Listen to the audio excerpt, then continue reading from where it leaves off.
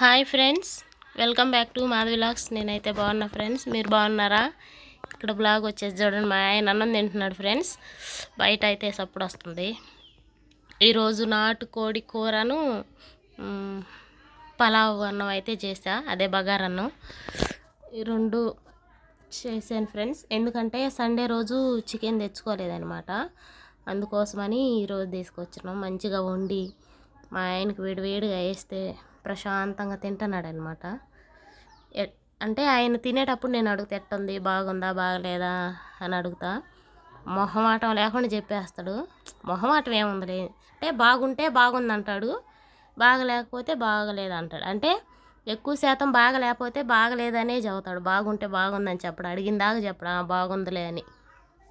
నేను అడిగితే ఎట్టుంది బాగుందంటే అప్పుడు చెప్తాడు పర్లేదు బాగుందని. బాగలేకపోతే నేను అడగకపోయినా చెప్పేస్తాడు. ఇది ఫ్రెండ్స్, పొద్దునైతే చికెను పలావ్ అన్నం. ఇక్కడ ఇంకా సాయంత్రం వచ్చేసి పచ్చడి చేస్తున్నా ఫ్రెండ్స్. ఎందుకంటే పొద్దున చికెన్తో తిన్నాం కదా, ఇప్పుడు పచ్చడి తగలాలి నాలుగుకి. కొంచెం అదేమంటారు, ఆయిల్ మసాలా ఫుడ్ బాగా తగిలింది. అందుకని ఇప్పుడు పుదీనా పచ్చడి అయితే చేస్తున్నా ఫ్రెండ్స్, బాగుంటుందని. పుదీనా పచ్చడి చాలా బాగుంటుంది అనమాట.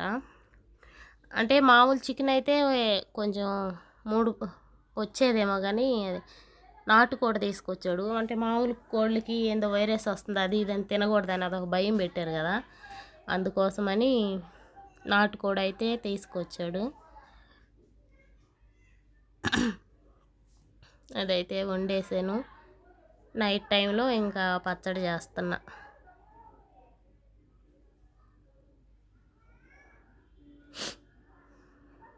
ఊరికాడ కూడా అంతే ఫ్రెండ్స్, కొంచెం అంటే మటన్ చికెన్ ఇది తిన్నారనుకో కంపల్సరీ చేసుకునేటోళ్ళు పచ్చడి అయితే చేసుకుంటారు.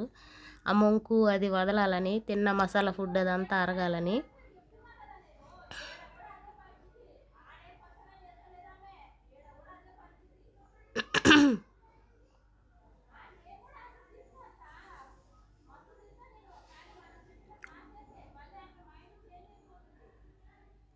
టమాటాలు, పచ్చిమిరపకాయలు, పుదీనా కొంచెం చింతపండు, ఒక ఉల్లిగడ్డ ఇవన్నీ వేసుకొని మంచి ఫ్రై చేసి వేపుకుంటే బాగుంటుంది. చూడండి, పుదీనా మనోజా కోసిచ్చిందనమాట చెట్టుది. చాలా రోజులు అవుతుంది పాపం కోసిచ్చి, అది అట్టనే పెట్టా. ఈ మధ్య ఊరికి పోవటం అటు ఇటు తిరగటం వల్ల అది మర్చిపోయా, ఈరోజు గుర్తొచ్చింది. ఇంకెలాగో పచ్చడి చేస్తున్నాం కదా, పుదీనా వేయచ్చు అని పచ్చడి అయితే చేస్తున్నా ఫ్రెండ్స్. తెచ్చినప్పుడు ఎంత ఫ్రెష్గా ఉండిందో, అంటే కడిగిందేలే, కడిగే పెట్టాను. కానీ ఇన్ని రోజులు ఫ్రిడ్జ్లో ఉండేసరికి కొంచెం ఆడినట్టు అయిపోయింది. చేతికి గోరంటాకు చూసారా, మొన్న ఊరికి వెళ్ళే ఫ్రెండ్స్. ఊరికి వెళ్ళటం వల్ల రావటం వల్ల కొంచెం సడుదులు అది ఇది అయ్యి ఇన్ని రోజులు వీడియో తీయలేకపోయా. ఊరెళ్ళి గోరంటాకు తెచ్చుకుని గోరంటాకు పెట్టుకున్నా.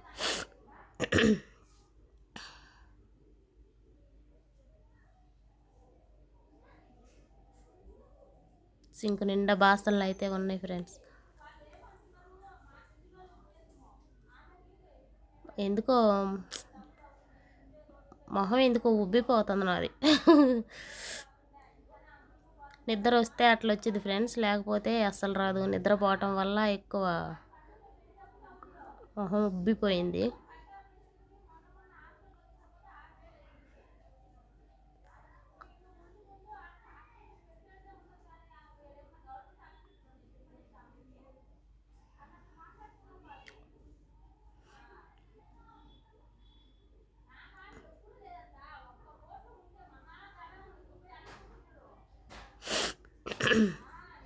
చూడండి ఫ్రెండ్స్, మంచిగా అయితే ఫ్రై అయిపోయినాయి. ఇంకా మిక్సీ పట్టుకోవటమేను.